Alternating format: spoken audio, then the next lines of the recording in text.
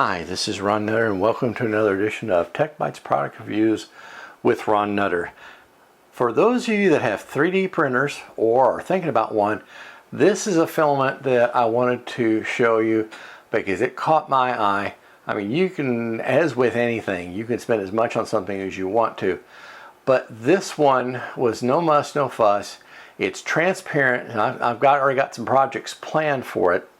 And this is something that comes in a nice box. It's in vacuum sealed packaging, comes with a package of Deskin, even comes with a clip to go on the reel so that when you do take it off, or if you take it off before it's empty on your 3D printer, that it can also keep it from unwinding all over the place. So I thought that was a nice touch.